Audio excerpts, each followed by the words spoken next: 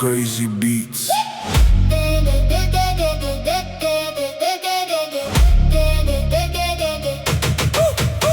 Kom sit hier op my skoot, dan vertel ek vir jou van die grootste voel wat ek gesien het, my vrou.